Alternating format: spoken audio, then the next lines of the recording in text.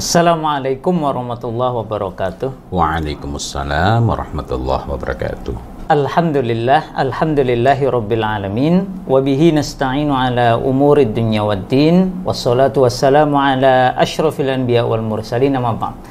Para sahabat Al-Aqsa yang dirahmati oleh Allah, alhamdulillah pada kesempatan kali ini kita bisa berbincang kembali dengan Ustadz Muhammad Fawzil Adzim, penasihat sahabat Al-Aqsa sekaligus pakar parenting.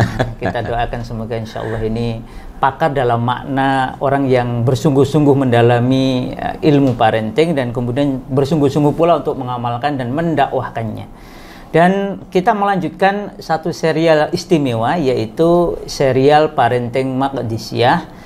Kalau pada pertemuan pertama kita sudah membahas tentang frase sangat penting dalam surat Ar-Rum ayat 30, fa'akim wajhaka lid-dini hanifa. Insyaallah siang ini kita melanjutkan frase berikutnya dalam ayat tersebut, ayat sentral dalam pembicaraan tentang fitrah, konsep yang disebut oleh Syekh As-Sahroni, ya Ustaz ya, Syekh Sa'ad Asy-Syahrani dalam satu konferensi internasional sebagai satu mukjizat agung dari Al-Quran Al-Karim. Nah, siang ini insya Allah kita lanjutkan pembicaraan ini. Semoga ini menjadi pembicaraan yang barokah, pembicaraan yang bermanfaat, yang insya Allah akan mengantarkan keluarga-keluarga kita bergabung dalam keluarga besar pembebas Baitul Maqdis. Ustaz Fawzil, pribun, sehat? Alhamdulillah. Alhamdulillah rabbil alamin. Masya Allah, batiknya mempesona. Ustaz, tentang fa'akim wajhaka dan terusannya bagaimana ini Ustaz? Iya. Di ayat itu, setelah itu Allah Subhanahu wa taala mengatakan fitratallah. Masya Allah. Ini sebenarnya akan sangat menarik kalau diteruskan. Tetapi pada kata fitratallahi fataran nasa 'alaiha. Pada kata fitratallah itu terkandung beberapa pelajaran yang sangat berharga. Pertama, bahwa kata fitratullah dan bukannya fitratullah itu menunjukkan bahwa pada kalimat tersebut, yakni kalimat fitratullah, saya merasa perlu mencatat hal-hal pokoknya itu karena memang sedemikian luasnya sehingga saya khawatir kalau bergeser terlalu jauh. Di kata-kata itu fitratullah dan bukannya fitratullah menunjukkan bahwa pada ungkapan tersebut mengandung perintah. Ada dua perintah di sana. Gitu ya. Jadi ini sebenarnya juga kalimat fitratullah ini amat erat kaitannya dengan kata sebelumnya ya. Fa'akim wajhaka itu tadi ya. Amat erat kaitannya dengan kalimat sebelumnya dan kalimat sesudahnya. Dan andaikan berdiri sendiri pun itu merupakan perintah. Bukan hanya mengabarkan bahwa ini fitrah Allah, padahal mengabarkan itu adalah fitrah Allah sendiri sudah merupakan sesuatu yang sangat dahsyat, sesuatu yang sangat luar biasa. Tetapi ketika di sini menggunakan fitratullah dan bukannya fitratullah, maka di sana membawa konsekuensi ada perintah. Ada dua perintah yang perlu kita perhatikan dalam hal itu, yakni ilzamu, yakni perintah untuk menetapi, tetaplah di atasnya, di atas sesuatu itu. Nah, ini fitrah, di atas fitrah itu, dan kemudian ittabi'u, mengikuti. Ittabi'u artinya bahwa ada panduan-panduan, bahwa ada hal yang perlu diikuti. Bagaimana kita dapat mengikuti sesuatu yang kita tidak jelas apa yang perlu diikuti? Artinya bahwa kalimat tersebut fitratullah membawa beberapa konsekuensi yang sangat serius. Di antara beberapa konsekuensinya itu adalah, saya katakan di antara, karena Masya Allah semakin belajar semakin banyak ya Karim, Allah ya Karim. Alangkah sedikit ilmu yang telah saya pahami, ilmu yang telah saya ketahui mengenai ayat yang sangat fundamental berkenaan dengan fitrah ini. Masya Allah. Dan ini sekali lagi, ini ayat satu-satunya yang menyebut ayat langsung tentang fitrah. Tetapi bukan satu-satunya ayat tentang fitrah. Satu-satunya ayat yang secara khusus menggunakan kata fitrah. Tetapi walaupun itu satu-satunya bukan berarti tidak penting. Di dalam Al-Quranul Karim kita mendapati contoh yang sejenis. Penyebutan mengenai sholat, Masya Allah, banyak. banyak. Tetapi penyebutan mengenai sesuatu yang kalau kita tidak mengerjakannya, sholat sampai berdarah kening kita tidak bermanfaat apapun. Apa itu bersuci? Hanya satu ayat. Begitu pula mengenai fitrah ini, yang menggunakan kata fitrah secara langsung berkenaan dengan penciptaan manusia hanya satu ayat, yakni Quran surat Ar-Rum ayat 30, yang biidznillah kok cantik banget 30. Tetapi satu ayat ini, walaupun hanya satu ayat ini, mencakup keseluruhan. Ini sekaligus memberikan pelajaran kepada kita, hendaklah kita ini tidak menyederhanakan, tidak bermudah-mudah dengan bilangan-bilangan, dengan angka-angka. Karena sesuatu yang sedikit disebut tidak menunjukkan, tidak bermakna bahwa itu adalah hal yang ringan. Dan ayat ini memiliki ciri yang sangat unik. Al-Quran itu biasa menggunakan ungkapan-ungkapan yang sangat padat, ungkapan-ungkapan yang tidak berulang, artinya tidak berulang dalam satu ayat berkali-kali gitu. Tetapi di ayat ini, di dalam Quran surat Ar-Rum ayat 30 ini, ada beberapa kata yang ketika kita telusuri, kita pelajari, merupakan padanan kata dan saling menguatkan. Hunafa itu merupakan kata lain dari fitrah, sementara din dinul Islam adalah kata lain dari fitrah, dan seterusnya dan seterusnya. Baik, ini sebenarnya bagian itu sendiri juga menarik untuk diperbincangkan, tetapi itulah sebabnya saya merasa perlu membuat catatan itu agar tidak tersimpangkan gitu. Pertama, dari konsekuensinya adalah kita harus mengenal fitrah itu. Bagaimana kita akan menjaga fitrah, menegakkan fitrah, mengikuti fitrah. Bagaimana kita akan melakukan itu semua kalau kita tidak memiliki perangkat untuk memahami dengan setepat-tepatnya. Saya perlu garis bawahi, dengan setepat-tepatnya. Sebab perintah sebelumnya kita itu disuruh untuk menghadapkan wajah kita, menegakkan wajah kita lidini hanifah, dengan cara yang hanif. Dengan cara yang hanif itu maknanya kita condong kepada kebenaran dengan setepat-tepat kebenaran dan tidak tengok kiri ke kanan. Jadi sepenuh hati untuk mencondongi kebenaran. Sepenuh hati juga cukup. Sepenuh hati dan tepat. Dan tepat. Tepat nggak sepenuh hati tidak termasuk dalam cakupan ini. Sepenuh hati tapi tidak tepat tidak termasuk dalam cakupan ini. Sebagaimana mudah-mudahan pada pertemuan-pertemuan berikutnya, tapi bukan pertemuan yang akan datang, kita bisa membahas, kita dapat membahas mengenai mencintai Allah itu tidak cukup. Mencintai Allah tidak cukup. Padahal ini merupakan hal penting dalam mendidikkan tauhid kepada anak-anak kita, termasuk kepada diri kita. Tetapi orang yang mencintai Allah Subhanahu wa Ta'ala tidaklah cukup untuk dikatakan telah ada iman pada dirinya dengan iman yang kokoh. Jadi sepenuh hati dan benar, sepenuh tepat, hati dan benar, presisi. Jangan sampai kita mengira kita ini sudah sangat mencintai. Jangan sampai kita mengira kita ini sudah betul-betul mengikuti. Tapi yang kita anggap kita cintai, yang kita anggap kita ikuti, bukanlah sesuatu yang kita disuruhkan. Itu hanya berdasarkan anggapan. Nah, begitu pula berkenaan dengan fitrah ini. Karena itu kita perlu memahami fitrah itu dengan setepat-tepatnya sesuai dengan makna syar'i. Ustadz, ini menarik ya, karena kalimatnya tiba-tiba seakan-akan tiba-tiba fitratallah, kok tiba-tiba fathah. Itu sebenarnya apa ini kandungannya ini? Nah, para ulama menunjukkan bahwa ini membawa kandungan, membawa konsekuensi. Sebagaimana telah saya sampaikan tadi, perintah, ada dua perintah. Gitu. Perintah untuk tetap di atasnya, jadi ilzamu dan ittabi'u. Jadi perintah untuk beriltizam terhadap fitrah. Maka konsekuensinya gimana kita akan beriltizam dengan fitrah kalau kita tidak memahami dengan tepat. Dan ittiba, mengikuti apa-apa yang digariskan dalam fitrah. Berarti kalau itu mengikuti, menegakkan. Jadi mengikuti itu bermakna mengikuti apa yang telah ditetapkan sebelumnya, yakni menegakkan. Bagaimana kita akan menegakkan dan menjaga kalau kita tidak tahu apa itu? Betul. Jadi kita harus tahu dulu, baru kemudian bisa mengikuti dengan tepat, ya. Betul. Dengan demikian, untuk dapat menyimpulkan bahwa ini fitrah itu bukan, haruslah menggunakan dalil dan bukan menggunakan waham. Waham itu memang beristilah dalam usul fikih, ya. Sebagaimana, ini bukan waham psikologi, ya? Ya, deket-deket sih.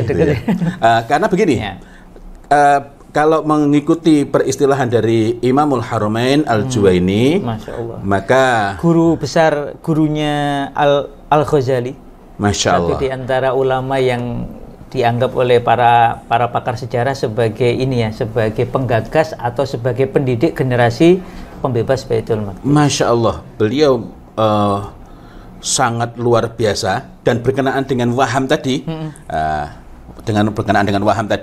waham itu adalah tingkatan terendah. Tingkatan yang tinggi bukan tertinggi. Di bawah yakin betul-betul 100% benar itu adalah dzan. Nah, tingkatan terendah itu namanya waham.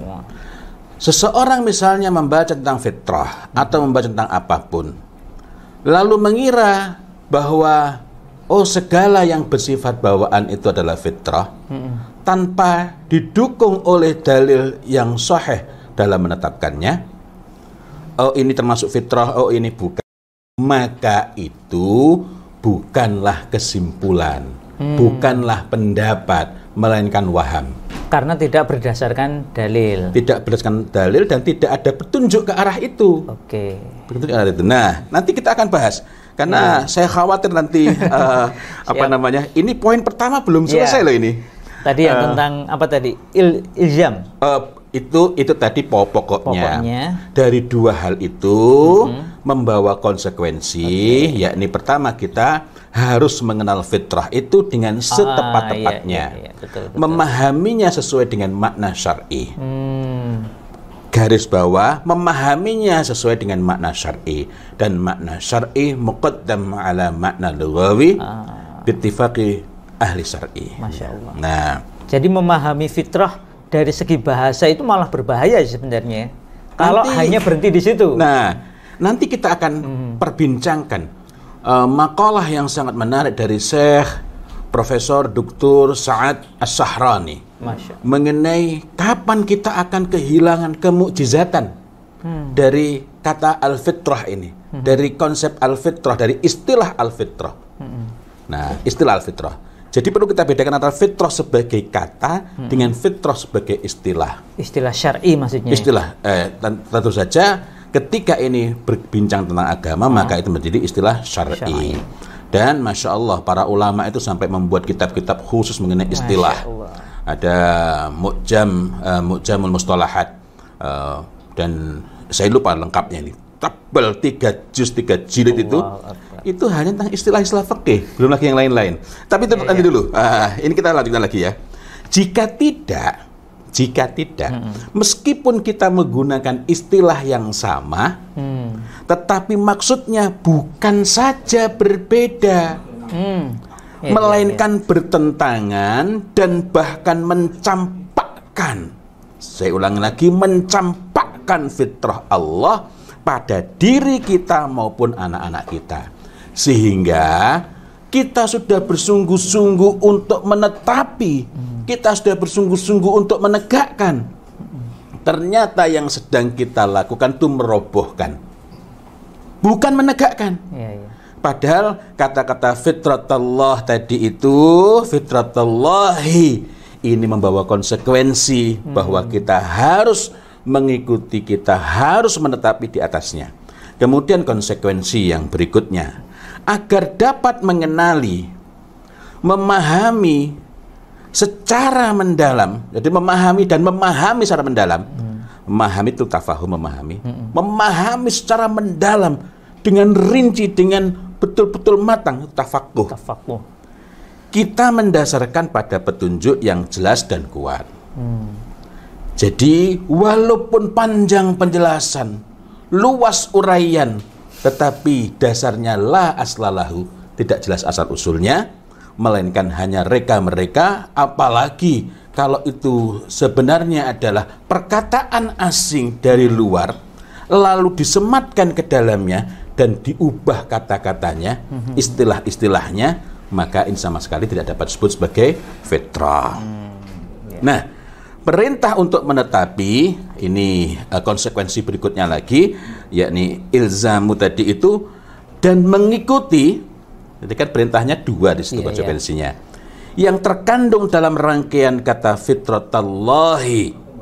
Jadi fitratallah sekaligus menunjukkan bahwa ini yakni fitrah ini, fitrah itu yang kemudian Allah melekatkan namanya, melekatkan dirinya kepadanya, itu merupakan hal yang sangat penting. Jadi penyebutan ismu Allah, Allah setelah fitrah ini istimewa ya, menunjukkan keistimewaannya. Sangat istimewa, dan karena itu kita tidak boleh serampangan, tidak boleh serampangan. Itu tidak boleh serampangan. Ini berbeda dengan sesuatu yang disebut begitu saja. Ini Allah sampai melekatkan namanya ke sana, melekatkan namanya ke sana. Kita saja dalam urusan-urusan yang ringan, dalam urusan-urusan dunia, dan urusan yang lain-lain, kita itu tidak bermudah-mudah kok mengizinkan nama kita dilekatkan, apalagi melekatkan sendiri. Gitu. Ini Rabbul Alamin. Ini apakah ini menunjukkan bahwa sebenarnya fitrah itu bukan dari manusia ya, Ustadz ya. Terus ini fitrah ini sebenarnya memang asalnya dari Allah Ta'ala. Dan di sini fitrah Allah. Fitrah Allah. Yang dengan itulah di frasa berikutnya, allati fataranasa 'alaiha. Ya. Tapi kita nggak bahas itu dulu, itu ya, nggak bahas itu dulu. Karena ini pun saya khawatir belum selesai pada hari ini. Nah, menarik bahwa di ayat ini ada beberapa kata yang sesungguhnya merupakan kata lain dari fitrah. Sebagaimana dijelaskan oleh para ulama berdasarkan dalil-dalil sunnah yang sahih. Saya ketika nulis poin ini saya jadi terpikir, wah ini sepertinya menarik juga kalau akhirnya ada di antara kita yang berkenan untuk menuliskannya dalam satu risalah, dalam suatu buku yang sederhana, sehingga orang dapat menelusuri dalil-dalilnya itu. Yang itu Masya Allah di dalam buku ini, yakni Al-Fitrah Haqiqatuha wa Madahibun Nas Fiha, ini Masya Allah kita menjumpai penjelasan beliau sendiri nggak banyak. Nggak banyak, tidak berpanjang-panjang, penjelasannya banyak tapi nggak berpanjang-panjang. Andaikan itu diterangkan dengan sangat mendalam, bisa sekian jilid gitu. Bisa sekian jilid, satu jilid pun sudah cukup tebal. Allah. Tetapi yang menarik adalah beliau ini setiap kali menerangkan sesuatu pasti jelas hujahnya, dalilnya apa itu. Termasuk tadi ya kata-kata lain yang dianggap sinonim dengan itu. Nah, saya ini di sini nanti ada bagian yang beliau ini menunjukkan redaksi pokok dari hadis-hadis mengenai fitrah. Sambil saya tengok ini di halaman berapa itu ya? Masya Allah. Oh, di sini. Pas ternyata. Sudah diberi tanda ya? Ya. Sudah dikasih benang merah. Kita nanti akan berusaha menemukan benang merahnya agar ini nggak sekedar tanda. Nah, saya teruskan lagi, ya. Jadi ini merupakan sesuatu yang sangat jarang terjadi. Ini sesuatu yang sangat istimewa, yakni pada satu ayat mengulang berbagai perkataan yang memiliki cakupan makna sama dan bersifat saling menguatkan. Allah. Itu apa namanya? Faqim wajhaka lidini, ad-din itu. Lidini hanifah. Hanifah itu merupakan kata lain dari millah, kata lain dari fitrah. Masya Allah. Berikutnya fitratullah. Ketemu lagi kata fitrah. Nah, fitratullahi allati fatara nasa 'alaiha la tabdila li khalqillah dzalika dinul qayyim. Kita sebutkan lagi. Apa artinya Syekh, nah yang tadi disebut itu ya, Syekh Profesor Dr. Sa'ad Asy-Syahrani menunjukkan dari riset-riset mendalam yang beliau lakukan bahwa kata al-fitrah sebagai istilah khusus Al-Quran merupakan kemukjizatan khusus. Kemukjizatan khusus. Ya, Al-Quran itu sendiri mukjizat. Mana luar biasa betul. Al-Quran itu sendiri mukjizat. Nah, ini yang jarang diungkap. Tetapi kata al-fitrah sendiri, konsep al-fitrah sendiri, kata al-fitrah dengan konsep yang mengiringinya itu sendiri merupakan kemukjizatan khusus. Yang apabila manusia itu mempelajarinya, yang apabila manusia itu memahaminya, yang apabila manusia itu menghayatinya, ini merupakan sesuatu yang sangat dahsyat. Allah. Nah, saya akan coba nukilkan, saya akan coba singgung sejenak itu ya. Jadi, kata al-fitrah itu sebagai istilah khusus Al-Quran merupakan kemukjizatan khusus yang sangat istimewa. Mukjizat yang secara fundamental, berbeda dari segala konsep, dan penjelasan yang pernah ada. Sekaligus memadai untuk merangkum serta memandu manusia agar terjaga di atas tauhid, di atas millah yang hanif ini. Tauhid, millah, hanif itu kata lain dari fitrah.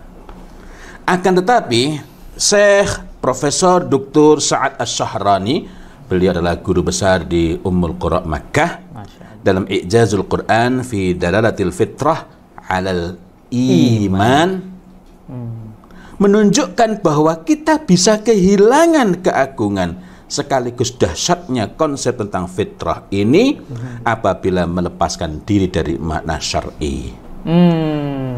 Meninggalkan keseriusan untuk memahami dan mendalami makna syar'i disebabkan mendahulukan makna lughawi, makna secara bahasa. Fitrah itu berasal dari kata fatara yang bermakna menciptakan. Tetapi begitu, apa nggak boleh kita mengetahui asal katanya? Oh, sangat harus, sangat perlu. Tetapi ini adalah penunjang, bukan yang pokok. Makna yang kita ambil adalah makna syar'i. Salat itu artinya doa. Tapi kalau kemudian mari setiap doa kita sebelum minum kopi ini gitu. Kita sholat dulu. Bukan, lagi ngapain? Lagi sholat. Padahal kita, ngapain? Lagi sholat. Kok sudah cepat banget? Iya, sholatnya memang pendek. Nah, itu contoh. Dan masih banyak lagi, masih banyak lagi. Belum lagi nanti sedekah, ya. Zakat kadang juga dimaknai disebut sedekah.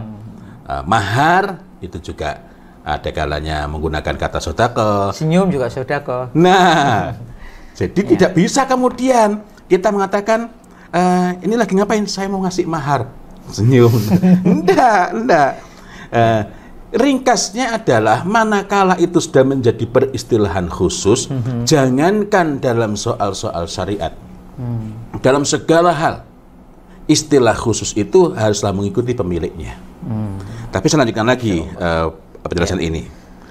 Fitrah berasal dari kata fatara yang bermakna menciptakan. Begitu berhenti pada makna lughawi dan bukan menjadikan sebagai awalan untuk lebih memudahkan makna syar'i, maka manusia akan mudah terjatuh kepada gagal paham yang sangat serius, seolah-olah segala yang bersifat bawaan merupakan fitrah. Oh, bahaya betul itu ya. Nah, jadi begitu kok orang mengatakan, loh ini kan fitrah, kok bisa fitrah? Itu kan bawaan. Berarti dia sudah gagal paham. Ya. Apa akibatnya jika kita mendahulukan makna lughawi lalu mengembangkan waham? Waham itu menetapkan ini fitrah, atau ini termasuk rukun iman, padahal tidak ada penjelasannya. Padahal tidak ada dalil, tidak ada dalilnya tadi. Ya. Ini jadi waham itu mengikuti penjelasan, mengikuti peristilahan dari Imamul Haramain Al-Juwaini mengenai derajat akurasi sebuah penetapan dalam agama. Ya, kalau istilahnya qaul ya. Qaul itu disebut pendapat ya bisa, perkataannya bisa, tapi biar lebih nyambung itu.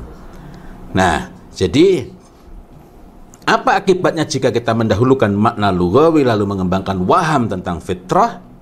Muncullah berbagai rumusan yang semakin menjauhkan dari fitrah. Meskipun seolah-olah mendekati, inilah yang disebut sebagai al-mathnah. Al-mathnah pakai sa ya? Sa. Tak titik 3. Iya, tak titik 3. Al-mathnah. Al-mathnah.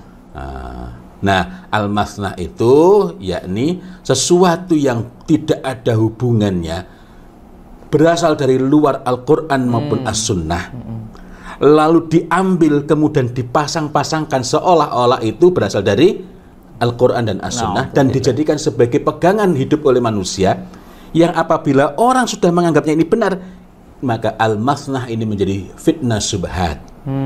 Gitu ya. Jadi orang bersungguh-sungguh itu. Padahal bukan dari Quran, bukan dari dalil agama. Bukan. Ya. Itu sebabnya kita tidak bisa bermudah-mudah. Itu. Segala sesuatu kita perlu kaji dengan dasar yang jelas. Nah, saya teruskan lagi ya.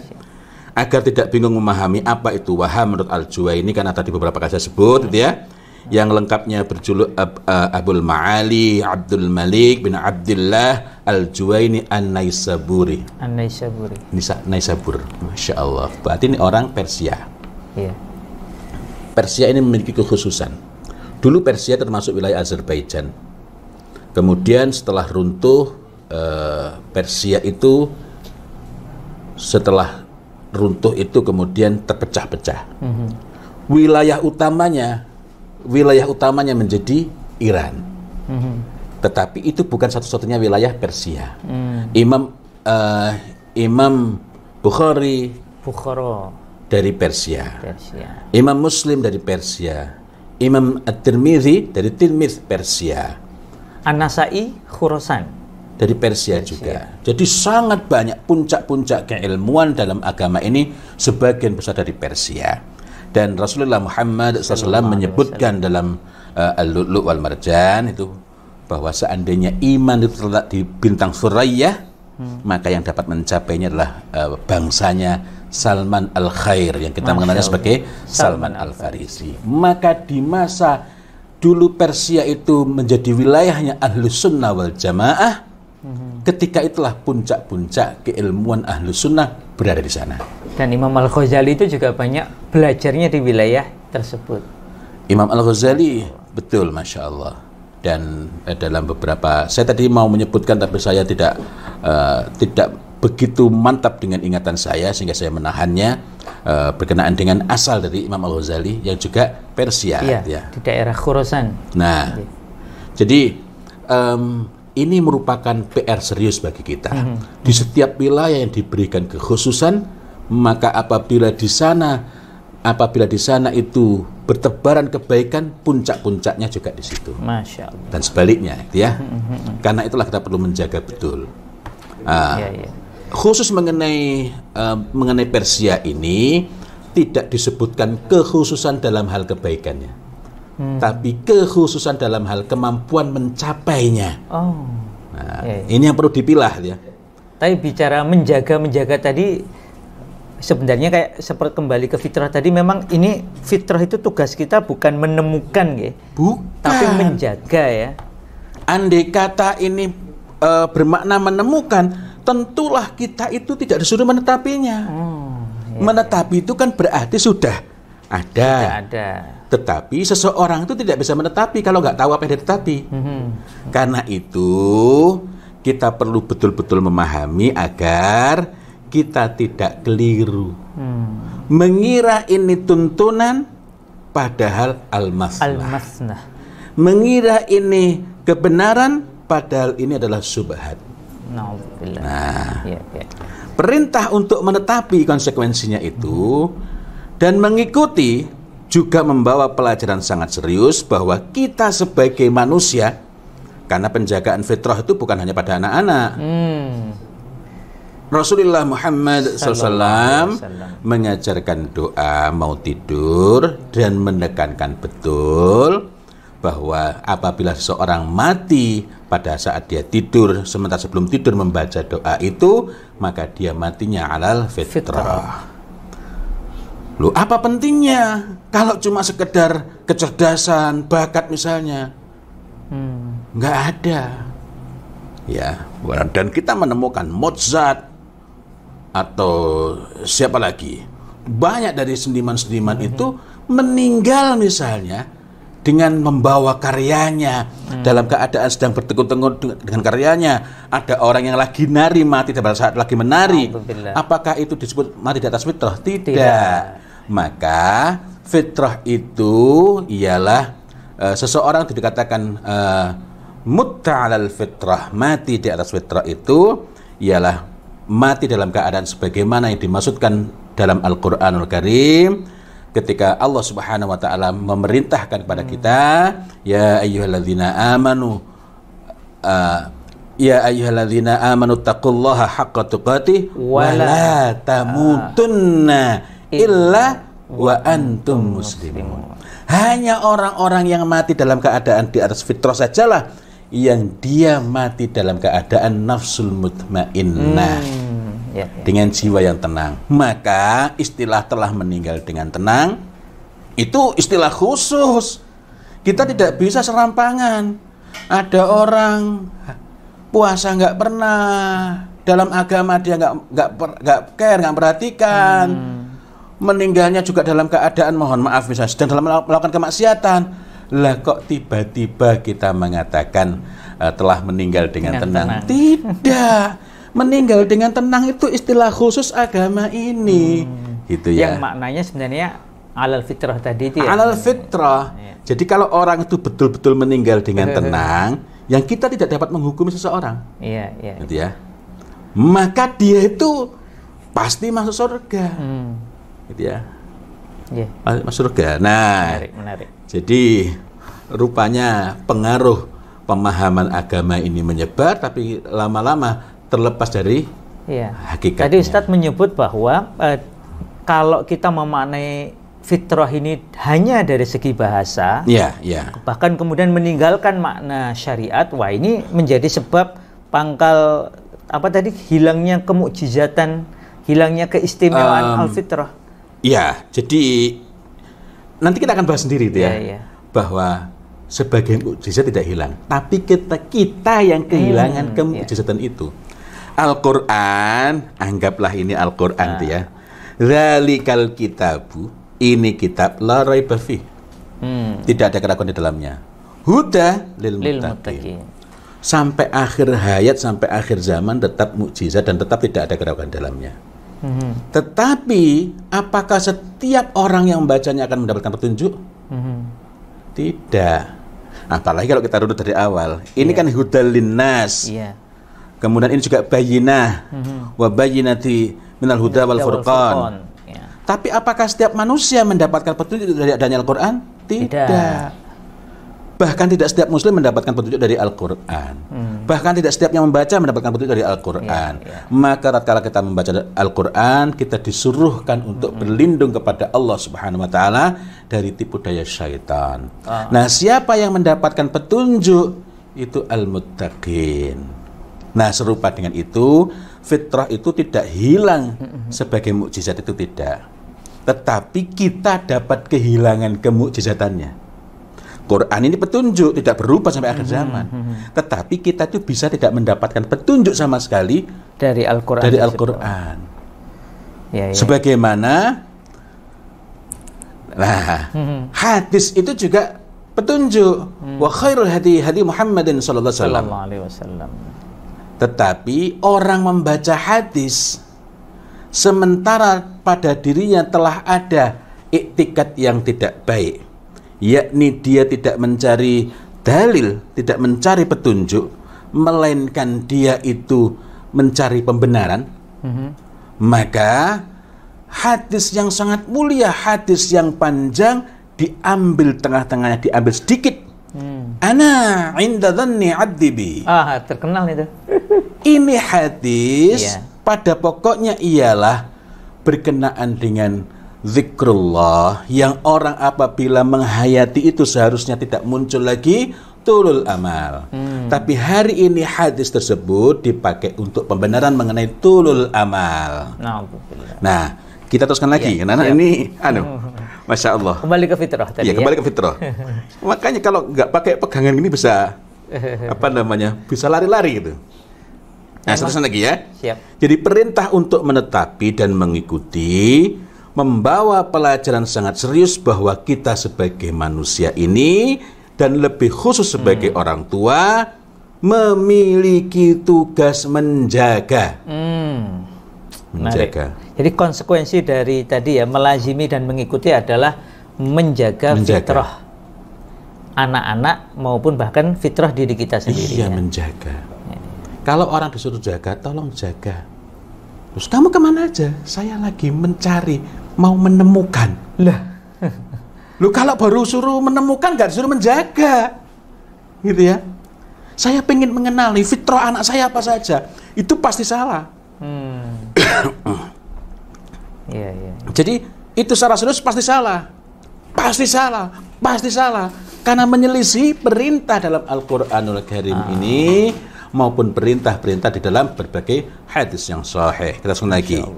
Jadi tugas itu menjaga, bukan menemukan atau mengembangkan, apalagi mengembangkan. Karena andai kata fitrah itu keadaan yang masih sangat perlu dibenahi, dikembangkan, tentulah yang perlu kita usahakan bukan mati di atas fitrah. Iya. Gitu ya. Nah, jadi tugas kita itu menjaga fitrah pada diri kita maupun anak-anak kita, disebabkan manusia itu mudah lupa. Lupa kepada apa? Yang paling awal adalah kepada al-mitsaq. Dan al-mitsaq itu adalah kata lain dari fitrah. Al-mitsaq ini perjanjian ruh untuk menyembah Allah Ta'ala. Yang Masya Allah, Allah Subhanahu wa Ta'ala bertanya kepada kita dulu, termasuk antum sama saya ini. Ditanya itu. Cuma kadang ada yang lupa, Ustaz. Bahkan bukan kadang, kebanyakan manusia. Alastu birabbikum, dan waktu kita menjawabnya bukan na'am, bukan ya, apalagi ya boleh deh, bukan. Tapi kita menjawabnya bala, syahid, incredibly yes, definitely yes, absolutely yes. Kalau di Indonesia gimana ya? Jawab gimana ya? Kalau orang Indonesia berarti apa tadi itu? Kalau bahasa Indonesia nggak tahu. Kalau Jawa Timuran. Jawa bahasa saestu injih. Injih leres saestu. Kalau bahasa Jawa Timurnya ya apa ya? Nah, setelah itu syahidna, kami bersaksi. Nah, kita teruskan kembali. Langsung kembali. Jadi tugas kita itu menjaga fitrah pada diri kita maupun anak-anak kita, disebabkan manusia mudah lupa atau potensial tidak tahu mengenai hakikat fitrah pada diri manusia. Kalau tidak tahu lalu dia berkeinginan untuk ini kita disuruh mengembangkan, mendidik dengan fitrah, maka akhirnya mencari-cari. Begitu kita mencari-cari, menemukan, kita salah lagi. Maka kalau kita mencari, bukan mencari-cari, mencari itu dengan alamat yang jelas. Tidak setiap yang menuntut ilmu itu akan sampai kepada kebaikan. Sebagaimana yang disampaikan oleh Ali bin Abi Thalib, hanya muta'allim ala sabili najah yang akan sampai. Oh iya, kemarin itu ya ada alim Rabbani, ada muta'allim ala sabilin najah. Jangan yang ketiga gitu. Jangan yang ketiga. Nah, kalau yang ketiga pasti kita berlelah-lelah, ikut mungkin daurahnya berhari-hari, habis itu ngikutin yang lain, capek kita. Sudah training berhari-hari, bayar larang. Wah, betul gitu ya. Nggak dapat apa-apa, malah salah. Iya. Na'udzubillah. Nah, karena itulah kalau ada ayat tafsirnya bagaimana? Saya nggak berani menerangkan tafsirnya. Kenapa? Walaupun untuk membahas ini saya mempelajari tafsir, tetapi saya dalam soal tafsir adalah orang sifatnya al-asagir, bagian dari al-asagir, dari orang-orang kecil. Padahal kebarokahan itu bersama al-akabir, orang-orang dewasanya, orang-orang besarnya. Maksudnya, walaupun usianya baru 18 tahun, atau 16 tahun, tapi kalau dia orang yang betul-betul memahami dengan matang, maka dia adalah al-akabir gitu, bagian dari al-akabir itu.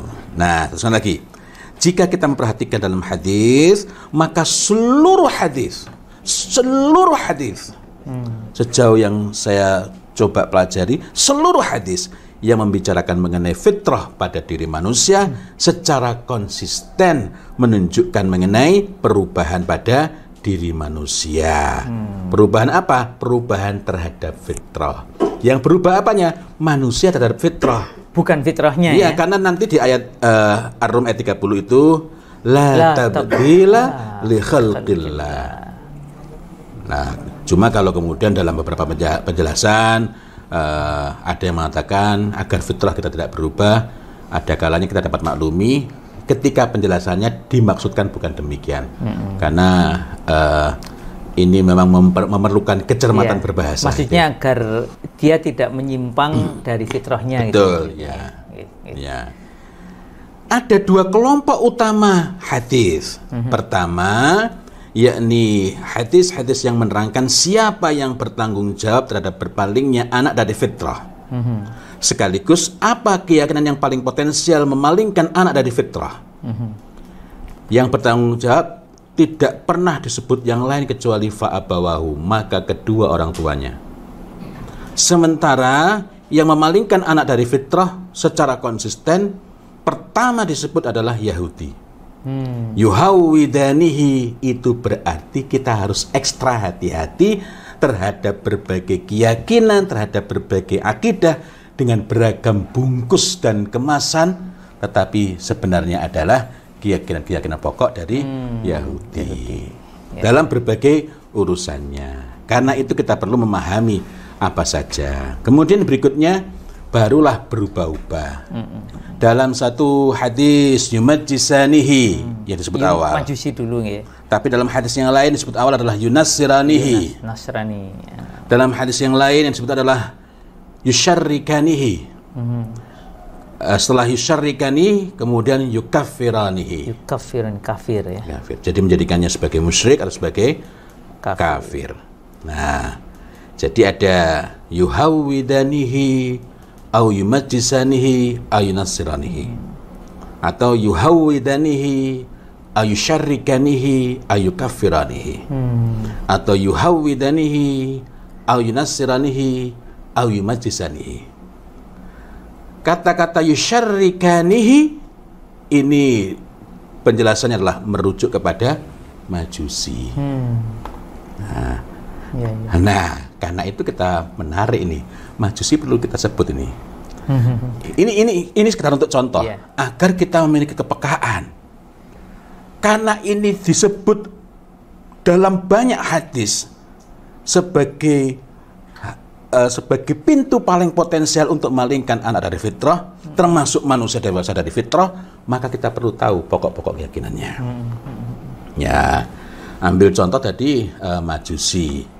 Apa sih keyakinan pokok Majusi? Salah satunya adalah kuasa semesta. Kuasa Semesta.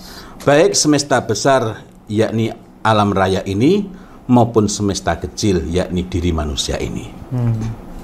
Kalau kita ini dari awal disuruh memuji bukan semesta, Rabbnya semesta. Alhamdulillahi Rabbil Alamin. Jadi bukan memuji semestanya, bukan. Apalagi diri sendiri, mungkin ya.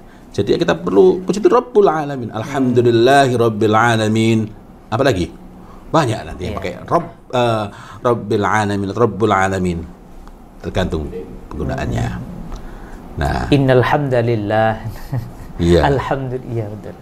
Jadi baik memuji ataukah perkataan-perkataan lain, tetapi yang dimaksud di sini disebut adalah Robnya alam Rabbul Alamin. Robnya alam semesta, bukan alam semestanya. Iya.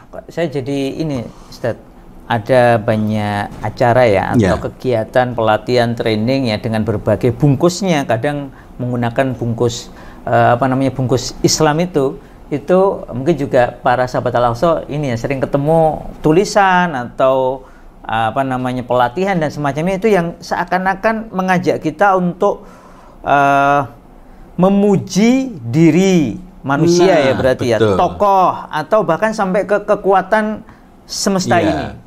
Berarti ini kalau tidak hati-hati ini sebenarnya masuk ke tadi ini ya, Majusi ya? Karena itu kan kita perlu mengenali pokok-pokoknya. Sehingga dibungkus pakai apapun, tetap. Dikemas pakai apapun, diganti istilahnya pakai apapun, tetap. Pada satu sisi kita perlu belajar tertib istilah. Ada satu kitab judulnya Harbul Mustalahat. Perang istilah. Perang istilah.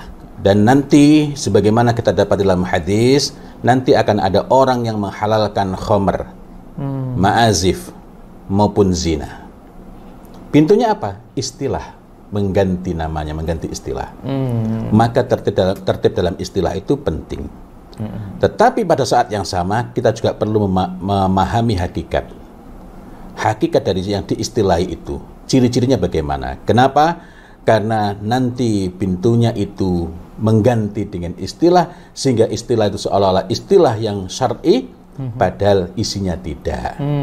Maka kalau ada yang mengatakan manajemen syariah, keuangan syariah, kita perlu tahu dulu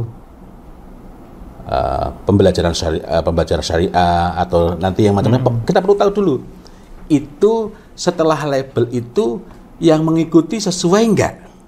Nah, terus lagi mengenai Majusi tadi, ini contoh saja itu ya. Sebenarnya akan menarik juga kalau membahas yang lain-lain. Tapi Majusi tadi misalnya, nah ada semesta besar dan semesta kecil. Kedua-duanya diyakini memiliki keterhubungan.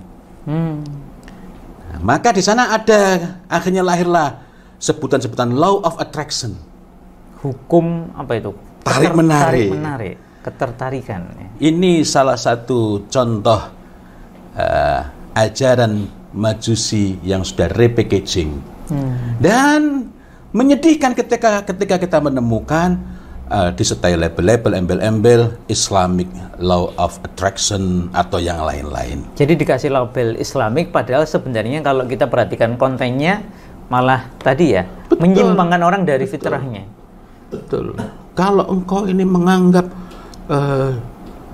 dunia ini memilukan, maka itu akan memilukan. Loh, Rasulullah itu menjadi mulia karena risau. Amat pedih dirasakan olehnya penderitaan umat manusia ini. Nah, karena itu kita perlu berhati-hati. Itu tadi law of attraction salah satu contoh keyakinan Majusi yang dikemas secara cair sehingga seakan-akan oh iya benar juga ya. Yang paling ringan itu namanya berpikir positif. Berpikir positif. Wah, baik dong. Loh, wah positif. Ini musibahnya. Loh, jadi kalau ente kok masih mengagung-agungkan berpikir positif, itu musibah besar yang menghalangi kita dari memahami din ini. Mau berpikir positif, mau berpikir negatif, dua-duanya adalah musuh besar. Keburukan yang sangat serius. Sesuatu yang menjadi penghalang besar kalau kita ingin memahami din ini, menjaga fitrah anak-anak kita dengan baik. Saya pernah menyampaikan gitu, ada yang protes, loh kalau begitu berpikir negatif, tadi saya sampaikan. Sama buruknya dengan berpikir negatif. Lalu bagaimana? Yang harus kita lakukan adalah berpikir sebagaimana kita seharusnya berpikir sebagai seorang muslim. Kalau Allah katakan jangan takut, jangan takut. Kalau Allah katakan takutlah, takutlah. Mendidik anak, Allah perintahkan takutlah. Wal yakhsha. Kok kita kemudian merasa tenang? Itu malah tidak tepat berarti ya. Pasti salah, bukan tidak tepat, pasti salah. Pasti salah. Iya. Karena terukur di situ, terukur. Dalam urusan yang Allah Subhanahu wa taala suruhkan kita untuk tidak bersedih, suruhkan kita untuk tidak takut. Kok kita takut? Berarti ada masalah dalam iman kita. Jadi bukan berpikir positif atau negatif, tetapi tadi berpikir kita ini seharusnya berpikir sebagaimana seharusnya berpikir sebagai seorang muslim sesuai yang dikehendaki oleh Allah dan Rasulnya. Jadi berpikir positif bisa bikin masalah ya. Berpikir positif itu salah satu jurang subhat yang sangat besar. Salah satu yang dapat menggelincirkan manusia sehingga dalil dipilih sesuai yang mendukung berpikir positif. Artinya apa yang menjadi akidahnya? Artinya apa yang diikuti? Yang diikuti dengan demikian bukanlah fitrah, melainkan yang diikuti adalah berpikir positif. Masya Allah. Gitu. Nah, contoh lagi. Iya. Ini sebentar nih Ustadz, ini kayaknya sangat menarik ini. Iya. Cuma waktunya kelihatannya sudah habis makin mepet ya. Oh, Masya Allah. Karena 8 menit lagi ya, Insya Allah Ustadz. Ini tadi contoh lagi ada? Ya. Sebelum nanti kita rangkum. Tadi kan saya menyebut keterhubungan semesta besar dengan semesta kecil belum dibahas. Contoh, kalau ingin menjadi orang yang dikejar rezeki, senyum. Karena orang-orang senyum itu jadi gini. Iya. Kalau cemberut, nanti rezekinya lari. Dianggapnya kayak mangkok gitu itu ya. Nah, ini termasuk salah satu musibah akidah yang luar biasa, di samping pada saat yang sama kebodohan sangat serius dalam hal menetapi rezeki. Gitu. Ada orang yang ramah sekali dan tetap miskin. Bukan berarti miskin tetap celaka. Iya, betul. Itu ya. Dan agama ini tidak menetapkan bahwa kaya pasti mulia, miskin pasti hina, kan tidak. Betul.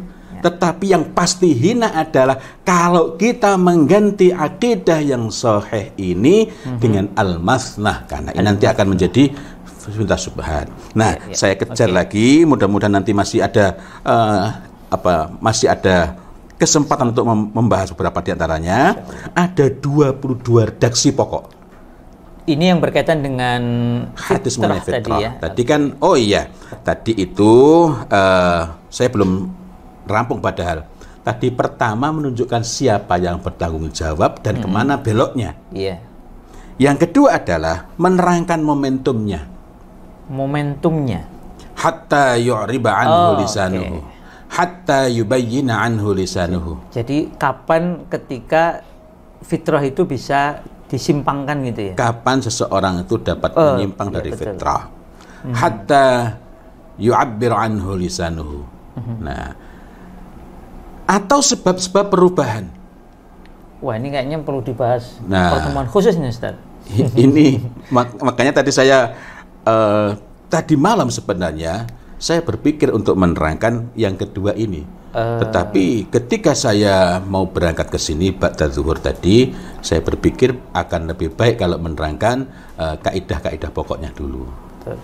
Contoh, manusia itu, karena manusia itu diciptakan dalam keadaan di atas fitrahnya Allah, maka manusia itu pada dasarnya baik. Al-khairu adah. Al-khairu adah. Ini dalam hadis riwayat Ibnu Majah. Masya Allah. Wasyarru lajajah. Wasyarrul lajajah. Jadi cuma ini panjang lagi kalau dibahas ya. Yang jelas bahwa ini teaser untuk pertemuan-pertemuan berikutnya insyaallah. Untuk kita bahas mungkin lebih detail ya. Ya, apakah pertemuan berikutnya, karena kita masih punya hutang untuk fataran nasa 'alaiha. Oh iya, Allah. Gitu ya. Nah, teruskan lagi. 22 redaksi pokok. Dan pada setiap redaksi pokok bisa terdapat beberapa matan hadis yang berbeda-beda mengenai fitrah. Contohnya, kullu mauludin yuladu 'alal fitrah. Fa abawahu yuhawwidanihi aw yumajjisanihi aw yunasranihi. Satu redaksi pokok terdapat variasi satu. Ini contoh. Yang kedua, kullu mauludin yuladu 'alal fitrah. Saya tidak menggunakan contoh yang lain ya. Iya. Kemudian fa'abawahu yuhawwidanihi aw yunassiranihi aw yumajjisanihi. Urutannya berbeda ya berarti. Urutannya berbeda. Yang lain, kullu mauludin yuladu 'alal fitrah. hatta yu'riba anhu lisanuhu. Depannya sama, belakangnya beda lagi. Bahkan yu'riba anhu lisanuhu ini kalau dalam riwayat Ahmad sebagaimana saya sebut pada pertemuan yang lalu, fa idza 'abbara anhu lisanuhu. Ini tadi yu'riba, ini abbaro. Padahal dalam hadis yang lain adalah hatta yu'abbira anhu lisanuhu. Yu'abbiro. Masya Allah. Dan ada penjelasan berikutnya, imma syakiran wa imma kafura. Jadi ini kita belum mengungkap semua satu pokok redaksi kullu mauludin yuladu alal fitrah. Padahal yang ditunjukkan oleh Syekh Ali ibnu Abdullah ibnu Ali Al-Qarni dalam kitab ini, misalnya ada ma min mauludin yuladu illa wa huwa alal millah, ma min mauludin yuladu illa ala hadhil millah hatta yubayyina anhu lisanuhu. Dalam hadis yang lain, laisa maulud yulad illa ala hadhil millah. Dan masih panjang lagi, ada 22. Allah. 22 ini untuk sementara, saya katakan untuk sementara ada 22. Tetapi boleh jadi manakala kita menelusuri lebih jauh, pokok-pokok redaksinya lebih. Tapi saya percaya betul ini merupakan hasil penelitian dari seorang alim yang betul-betul alim dalam urusan ini. Sehingga saya mengikuti apa yang disampaikan bahwa itu adalah ada 22. Yang lain-lainnya saya mencoba menelusuri. Masya Allah, satu redaksi pokok bisa ada 2, 3, 4, 5, 6 menyebutkan hadis dengan urutan dan kelengkapan yang berbeda-beda. Ustadz, ini karena waktunya semakin menipis ya untuk pertemuan kali ini. Jadi poin kita pada hari ini kira-kira selain tadi ya, bahwa kita perlu melazimi, menetapi dan mengikuti fitrah itu, dan itu adalah dengan tentu saja tidak melalui keinginan kita, hawa nafsu kita, tapi mengikuti agama ini. Terus poin-poin penting yang perlu kita ingatkan di akhir pertemuan ini apa, Ustaz? Saya yang ingin menambahkan, menegaskan, dan mudah-mudahan ini mencukupi waktunya, bahwa kata-kata fitratallahi yang melekatkan dan menisbahkan fitrah itu kepada Allah, dan yang menisbahkan itu bukan pihak lain, melainkan Allah Subhanahu wa ta'ala sendiri. Allah Jalla wa Ala sendiri membawa konsekuensi bahwa fitrah itu secara mutlak, default, haruslah bersifat mamduh. Sesuatu yang pasti terpuji dan tidak ada kemungkinan untuk menjadi buruk. Terpuji tanpa celah sedikit pun. Jadi mamduh terpuji tanpa celah sedikit pun. Maka segala yang berkemungkinan menjadi baik ataukah buruk sama sekali tidak dapat disebut fitrah karena ia tidak mamduh. Tabiat, walaupun orang sering menyebutkannya sebagai fitrah, tabiatul mar'ah, tabiatnya perempuan, sering ya fitrahnya kan perempuan tuh begini. Tabiatul rijal, ya fitrahnya kan laki-laki begini, padahal itu adalah tabiat. Dan tabiat bukan fitrah. Bukan fitrah, karena tabiat itu bisa tercela, bisa baik. Wah, ini kayaknya perlu dibahas disinggung di pertemuan berikutnya, insya Allah. Mungkin perlu majelis lain gitu ya, karena saya berpikir bahwa majelis ini memiliki alur yang Masya Allah. Adapun tadi rincian-rinciannya akan sangat baik kalau kita bahas di majelis lain. Saya ingin tambahkan sedikit. Syahwat manusia itu bawaan, tapi ia tidak mamduh, maka ia bukan termasuk fitrah. Dan kemudian masih banyak lagi kemampuan manusia, kecerdasan manusia, kemudian kepercayaan sebagian manusia bahwa manusia itu memiliki bakat, itu sesuatu yang tidak mamduh. Orang yang berbakat menggunakan suaranya dengan baik, bisa dia gunakan untuk kemaksiatan, bisa dia gunakan untuk kebaikan, untuk amal soleh. Maka karena masih ada peluang untuk buruk dan baik, ini tidak mamduh, dan karena itu pasti bukan fitrah. Itu saya kira hal terpenting, bahwa kata kunci pentingnya untuk mengenali ini fitrah atau bukan adalah dia ini mamduh atau tidak. Itu saja. Masya Allah.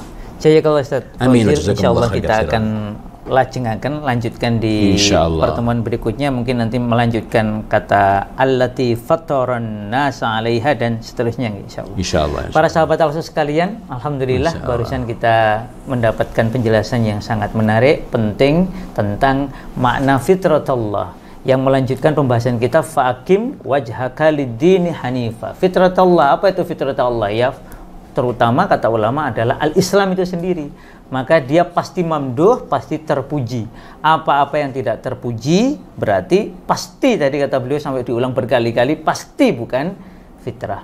Semoga pembicaraan kita pada kesempatan kali ini membawa kita kembali kepada fitrah kita, dan juga kita diberi bekal oleh Allah Ta'ala untuk menetapi fitrah ini sampai akhir hayat kita, hingga kita wafat. Kembali kepada fitrah Allah. Kita kembali kepada fitrah Allah, wafat di atas fitrah Allah tersebut.